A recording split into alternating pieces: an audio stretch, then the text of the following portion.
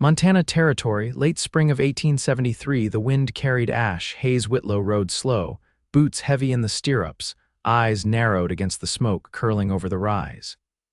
His gelding, Dusty, tossed his head, uneasy with the scent in the air, wood, soot, and something worse beneath it all.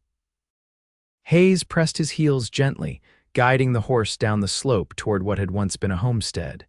He did not expect to find anyone alive. The shack had burned down to ribs and bones, only the stone chimney stood tall, a ghost of what it once was. Half the roof had collapsed in on itself, timbers black and broken. The wind caught a shutter and slammed it against the wall, the sound echoing across the clearing like a gunshot. Then he saw her. She was crouched by the foundation, her dress streaked with ash and soot, her hair tangled and falling from its pins. Her hands were scraped, raw from clawing through what was left. She did not look up when he dismounted. She just sat there, shoulders hunched, rocking slow. Hayes stepped forward, quiet on the scorched earth. "Ma'am," she turned, and her eyes hit him like a punch, hollow, wide, rimmed red. "There's nothing left," her voice cracked like dry wood splitting. Hayes looked around. The barn was gone. The coop behind it flattened, no sign of animals. No voices, no movement, but he saw the way her fingers curled into the dirt, not ready to let go. "You're wrong," he said. She blinked at him. He crouched down in front of her, setting his hat beside him. "You're still breathing. That means there's something left." For a long moment she said nothing. Her head dropped and her shoulders trembled once, then again silent, shaking sobs she did not try to hide. Hayes reached into his coat and pulled out a canteen, offering it to her. "Start with water. Then we figure out the rest." She took it with a shaky hand, not meeting his gaze. Her lips pressed to the tin, but she did not drink right away. She held it tight, like it was the only solid thing left in her world. "My name's Hayes Whitlow," he said gently. "I was riding west from Fort Benton. Saw the smoke from the ridge." She cleared her throat, wiped her mouth with the back of her hand. Etta what? Lennox," she said. Her voice was stronger now, though still raw. "Etta Lennox." He waited. She did not offer anything more. Hayes stood slowly, glancing around. "Was it fire from inside or out?" "Lightning," she whispered. "2 nights ago, struck the roof. I couldn't," her breath hitched. "I tried to get the children out." Hayes froze. "Children?" She nodded, eyes locked on something far away. "My brother's boys, Beau and Billy. I was raising them since last spring. He died in a mining collapse outside Helena. Their mother went before that. I was all they had." Hayes's throat tightened. He looked at the burned mess of the house. "How old were they?" 6 and 4. Etta's hands went to her face and she rocked again, the canteen falling into her lap. Hayes sat back down, closer this time. "I am sorry," she nodded, but her face stayed hidden behind her fingers. The wind picked up again and ash lifted from the ground like snow, settling on her shoulders. "You got anyone nearby?" he asked. "No." Her voice was muffled behind her hands. "We were 3 days from the nearest town. I did not make many friends. Not since I came west." Hayes looked at her hand, no ring. "Your husband?" "I never had one." He nodded, not pushing. Her body looked small in the dust, but there was something in her face, that stubborn angle in her jaw, the way she stared down the ashes like she meant to fight them, that told him she was tougher than she looked. "I can help bury them," he said. She flinched like she had been struck. He waited quietly. After a long minute she nodded.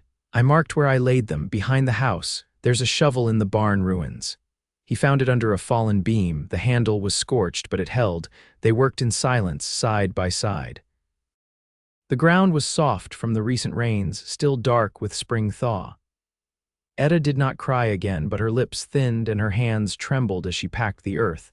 They stood when it was finished, 2 simple mounds marked with stones. Hayes pulled his hat off and held it against his chest. "You want to say something?" She shook her head. "They knew I loved them. That is enough." The wind moved between them, softer now. Later he led her to his horse. "There is a ranch 2 days south of here. I know the folks there. They will give us a place to rest." Etta blinked. "Us?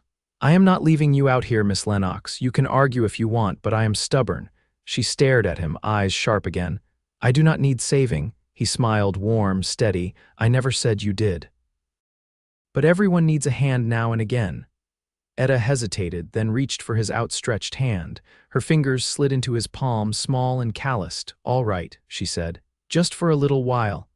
They rode together, the burned shack fading behind them. That night they camped under the stars.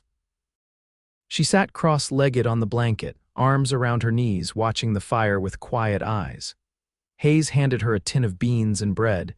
"You always help strangers?" she asked. "Not always, but I was raised to do what is right when I can." She looked at him, studying his face in the firelight. "You do not even know me." "Not yet," he said. "But I want to." Etta looked down at the bread in her hands. She did not speak for a while, but when she looked up again, some of the weight had lifted from her gaze. "Thank you, Hayes." He tipped his head. "You are welcome, Etta." The fire crackled between them, and the stars wheeled overhead. They did not know it yet, but something had begun to grow slow and quiet, rooted in ash and kindness. Something stronger than grief, and neither of them would ever be alone again. The second morning, the frost clung low to the grass, the kind that burned off quick once the sun cleared the hills. Etta stood at the edge of the creek, sleeves rolled to her elbows, rinsing the soot from her wrists.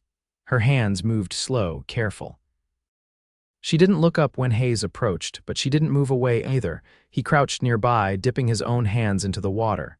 "You sleep any?" She wrung out the hem of her sleeve. "Enough." Hayes didn't press. The quiet between them had a shape now no longer hollow, but settling into something solid. She looked older in the morning light, not in years, but in the way grief carved shadows without asking permission. "You ever been south of the crazy mountains?" he asked. "No," she said. "I never made it farther than Helena. Had a teaching post for a time. After my brother died, I left it behind. You plan on going back to that kind of work?" Etta studied the water twisting around her boots. "I don't know what I plan," Hayes nodded. "The folks were headed to McCaskill's. They run cattle, but they've got schoolbooks stacked higher than feed sacks. Their daughter's near grown, but they'd welcome someone who knows letters." She turned to him, brows drawn. "You think I should settle there?" "I think you should go where the ground feels steady," Hayes said. "Might be that's there, might be it's somewhere else, but you ought to have the choice." Etta watched him a long moment. "You always talk like that." "Like what?" "Like you're thinking 3 steps ahead of the trail." Hayes grinned, just a small pull at the corner of his mouth. "I guess I came into the world old." They rode in companionable silence through the foothills, the land unfolding wide and slow. The trail narrowed where a bluff overlooked a low valley, cottonwoods lining the creek below. Hayes dismounted and checked the saddle's cinch, then glanced toward her. "You ever ride fence?" Etta raised her brows. "Not exactly part of a schoolmistress's training." He handed her the reins. "Learn fast then. These trails don't stay kind forever." They led the horses down a switchback path. Etta didn't complain, though the slope was steep and her boots slipped more than once. At the bottom, she leaned against a tree, breath short, face flushed. "You all right?" Hayes asked. "I'm not delicate," she said. He looked at her hands, new blisters forming along her palm where the leather reins had rubbed. "Didn't say you were." She straightened, brushing bark from her skirt. "I'll be fine." They crossed the valley without speaking, the sun climbing to its peak. By midday, they reached an open stretch of prairie, the grass high and golden. Hayes pointed to a ridge in the distance. "McCaskill land starts just past that rise." Etta shaded her eyes. "You think they'll take me in?" "They'll take us both in," Hayes said. "I've ridden for them before. Helped during Roundup last fall. They've got room." She hesitated, then looked toward him. "You're not just passing through then?" Hayes loosened the bandana from his neck and wiped the dust from his brow. "I was before." "And now?" she asked. "I go where I'm needed." "You don't owe me anything." "I know." He didn't look away. Neither did she. At the crest of the ridge, the house came into view, a wide, low structure with a plank porch and smoke rising from the chimney. Fences stretched out in all directions, and cattle grazed near the creek. A woman stood by the barn, waving once she spotted them. Etta slowed her horse. "Feels strange." "What does?" Seeing something whole. Hayes reached toward her reins. "Then let's go easy." As they rode down, Hayes kept his horse close to hers, not because she needed watching, but because it felt right. The wind shifted, carrying the scent of wood smoke and hay. Etta inhaled slow, eyes on the house. She didn't speak again, but her shoulders eased, and for the first time her hands didn't tremble. By the time they reached the porch, Etta's skirt had gathered a layer of dust from the trail, and the sun had left a pink flush along her cheekbones. A dog barked once from beneath the steps, tail thumping against the boards, then quieted as Hayes raised a hand in greeting. The woman by the barn, Eliza McCaskill, stepped forward with a firm nod and sleeves rolled to the elbow, her apron stained at the hem with something that looked like berry juice. "Hayes Whitlow," she called, "I half thought you'd fallen into some canyon." "I nearly did," Hayes replied as he dismounted, "but I found better company on the way down." Etta climbed down without assistance, though her knees gave a little as her feet hit the ground. She steadied herself, brushing her hands against the side of her skirt, but her chin stayed lifted. Eliza's gaze flicked to her, assessing. "You're both welcome here. Supper's near ready, and we've got space in the loft above the tack room." Hayes stepped back, letting Etta answer for herself. "I won't be trouble," Etta said. "I can work. I've taught school, kept books, and I know how to hold a hoe straight if nothing else." Eliza gave a slow smile. "Good, we've more need for hands than guests." That night the table was full. Eliza's husband, Tom, passed bread while their daughter, Clara, asked Etta questions between mouthfuls of stew. Hayes stayed quiet, watching how Etta's voice softened when she answered, how she held her spoon like it was a habit she'd forgotten and was just now remembering. After the meal, the men went out to check the paddock gate. Hayes stayed behind a moment longer, lingering in the doorway as Etta helped Clara stack the dishes. Her sleeves were damp to the elbow, and she hummed under her breath something tuneless but steady. Outside, the wind had changed. It carried the scent of sage and coming rain. Tom handed Hayes a lantern. "You bringing her here for good?" "I'm not sure yet," Hayes said. Tom squinted toward the loft. "She's seen hard days, so have most folks." Tom gave a short nod. "Just don't wait too long to know your mind." The loft was warm from the day's sun, the air heavy with the smell of old hay and saddle oil. Hayes laid out his bedroll by the far wall, leaving space between theirs, though it wasn't far enough to feel like distance. Etta stood by the small window, watching the last sliver of light fade behind the hills, her arms folded across her chest. "You planning to stay on here?" she asked. "Long as I'm welcome." She turned, barely visible in the dusk. "That's not what I meant." He leaned against the post, arms loose at his sides. "I don't make promises quick. I'm not asking for one." She stepped away from the window, her voice low. "But I need to know whether to start putting roots down or keep my things tied up." Hayes studied her in the dim. "I've never had much worth staying for, but I reckon that's changed." She looked at him then, fully, and something in her gaze settled. The silence that followed didn't stretch or shrink, it just held. Etta pulled the quilt tighter around her shoulders. "I'd like to learn how to tend horses better. I've only ever known enough to keep a mule from kicking." "I'll show you what I know," Hayes said. "They're like people. You don't rush their trust." "I don't rush anything," she said, and lay down without another word. In the days that followed, she rose before the rooster and worked alongside Eliza in the kitchen, then spent the afternoons walking the fence line with Clara, measuring posts and mending breaks with calloused hands. Hayes watched her from the far pasture once, the wind tossing her hair loose as she stooped to lift a fallen plank. She didn't falter, didn't pause for breath. She simply worked like the ground beneath her feet was hers to tame. That evening, as they brought the horses in, Etta reached for the bridle Hayes held. "Let me try." He handed it over without a word. She moved slow, voice low and steady, and the mare dipped her head after only a moment's hesitation. Hayes gave a quiet nod. "She trusts you." "I didn't think animals mourned," Etta said, running her hand down the mare's neck. "But she's been standing at the same fence post since morning. She's waiting for the one who used to bring her oats," Hayes said. "Tom's youngest boy. He left for Denver last month." Etta didn't speak, but she pressed her forehead briefly to the mare's shoulder. They walked back to the barn together, lanterns swinging between them. The shadows stretched long, but the air had turned warmer, as if the land itself had decided to be kind again. As they reached the loft steps, Etta paused. You were right, she said. Hayes turned to her, confused. Back at the shack, you said there was something left. She looked up at him, steady and clear-eyed. I didn't believe you then, but I do now. He didn't answer. He just reached out and touched her hand only once, only lightly, but she didn't pull away. And when they climbed the ladder to the loft, it was not out of necessity but choice. The rains came 2 nights later, slow and steady, soaking the parched ground without fury. Etta leaned against the stable wall, watching the droplets slip down the curve of the water barrel. The scent of damp earth and old cedar rolled in the air, quiet and grounding. Clara had gone inside hours ago with a stitched apron full of mint and early onions. Hayes had stayed back to finish the gate repair, his hammer tapping steadily through the hush.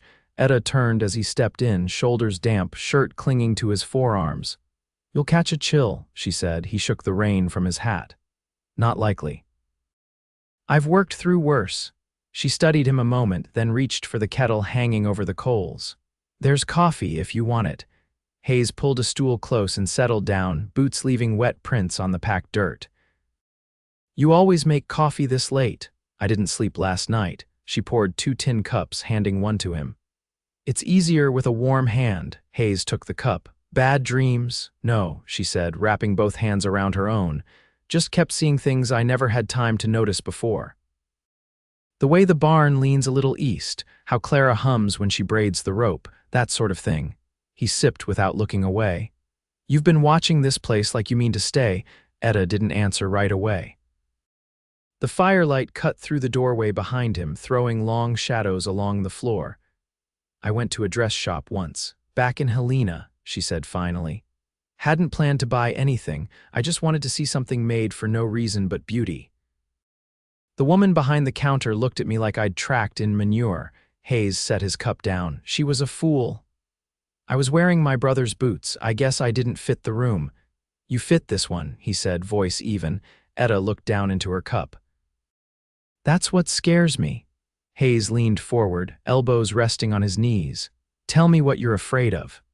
That if I let the quiet settle too long, I'll forget what it felt like trying to keep 2 boys fed with half a harvest and no neighbors. That I'll feel safe and then lose it all again. He didn't speak, just reached out, and after a moment she let his hand rest over hers. There's no promise against loss, he said, but there's worth in the trying. She looked at him, eyes dry but full. I don't know how to be soft anymore. You don't have to be, just honest. The rain beat a little harder against the roof. Somewhere outside, a horse shifted, hooves thudding soft in the straw. Etta turned her hand beneath his, fingers wrapping around his palm. I know how to work.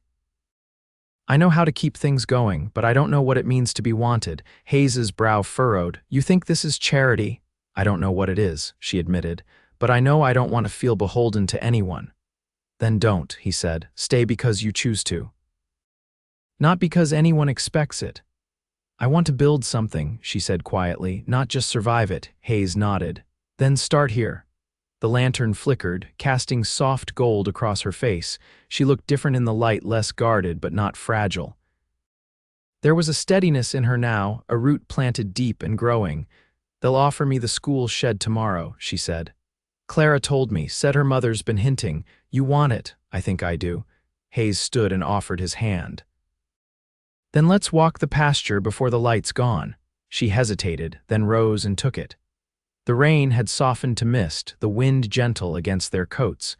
They walked the fence line without speaking, boots sinking slightly into the wet earth. At the far edge, Etta stopped and looked out across the grass. You ever think about settling? I used to think I couldn't, he said, didn't have the shape for it. And now I'm learning, Hayes said. Turns out it's not about the shape. It's the person beside you. She looked at him, and for the first time since he'd found her on the edge of ruin, she smiled not out of politeness but something deeper. Earned, I think this could be home, she said. Hayes reached for her hand, and this time she didn't hesitate. They stood there as the wind moved through the grass around them, and the last of the storm passed overhead, leaving the sky clean and open. It was late August before Etta accepted the key to the school shed. Eliza offered it one morning on the porch, wrapped in muslin and tied with twine, and Etta took it with both hands. The shed wasn't much, a single room with a stove that smoked on windy days and a door that stuck when it rained, but it had a roof, and 4 glass panes that caught the sun just right in the afternoon. She spent the next week scrubbing soot from the walls and airing out the mouse nests behind the shelves. Hayes built a bench for the front stoop in the evenings, hammering nails with a quiet rhythm while she sorted through the box of slates and chalk sticks Clara had collected. They kept their routines, but something had shifted. Hayes began leaving his saddlebag near the door of the tack room instead of slung over his horse. Etta started baking cornbread in the morning, just enough for 2. One gray afternoon, as thunder rolled low in the distance, Hayes brought her a parcel wrapped in linen. "Found it in town," he said, setting it on the schoolroom table. Etta untied the knot and folded back the cloth. Inside lay a set of ink bottles, a new quill, and a primer so lightly used it still smelled of pressed paper. "These aren't cheap," she said. "I traded a pair of spurs I wasn't using." She ran her fingers along the spine of the book. "You didn't need to." "I know," Hayes said, "but I wanted to." She looked up but said nothing. Instead, she crossed the room and set the book on the shelf beside the others. Her hand lingered there a moment before she turned back to him. "I never knew what it meant to be given something without owing for it. You don't owe me a thing, Etta Lennox." "I know," she said. The first frost came early that year. The cattle grew thick-coated, and Clara helped Etta hang blankets over the schoolroom windows to keep the wind out. Hayes spent long days repairing the barn roof with Tom before the snow made it impossible. In the evenings, he and Etta took to walking the edge of the pasture, where the ground stayed dry beneath the cottonwoods. She told him once about her mother's garden back in Missouri, mostly herbs, nothing fancy, and how she used to dry dill in old handkerchiefs. Hayes told her about a dog he'd had as a boy, a mutt with one ear and a fondness for chasing tumbleweed. One night, as the sky turned to slate and the first stars began to show through the clouds, Etta stopped beneath one of the cottonwoods and turned to him. "I've been thinking," she said. "I don't want to live in the school shed." He blinked. "You want to leave?" "No," she said. "I want to live with you." He didn't move. "You sure?" "I am. I want to build something that doesn't disappear when the wind shifts. I want a home that has you in it." Hayes stepped forward and took her hands. "Then we'll build it." Together, they were married the following spring, beneath the dogwood tree behind the McCaskill's porch. Clara wove a crown of wild sage for Etta's hair, and Eliza stitched blue thread into the hem of her dress. Tom stood beside Hayes, quiet and proud, while the preacher from town read from his worn Bible. Etta didn't cry, but her voice trembled when she said the words clear and certain, but full of something old and deep, like a promise remembered from long ago. They moved into the cabin Hayes built on the south edge of the McCaskill land, near the creek. It had a porch wide enough for 2 chairs and a stove that warmed the whole room when it burned hot. Etta kept her books in a pine cabinet beside the hearth, and Hayes hung his hat on the peg by the door every night without fail. In the years that followed, Etta taught a dozen children to read and write, and Hayes became the quiet backbone of the ranch, fixing what broke, guiding the young colts, and knowing when to say nothing at all. They planted a garden behind the cabin, and in time the dill grew thick and tall, just like she remembered. One winter evening, as the snow fell soft outside and the fire crackled low, Etta sat beside Hayes on the settee, her feet tucked beneath her and a quilt across their laps. She leaned into his shoulder, her voice barely louder than the wind outside. "You ever think about that day, when you found me?" "I think about it every day," he said. "It was the start of everything." She reached for his hand, threading her fingers through his. "I didn't know I could have this." "You earned it," Hayes said. "Every piece." They sat together in the warmth, the storm held at bay by thick walls and steady love, and outside the prairie slept beneath its blanket of snow, quiet, whole, and at peace.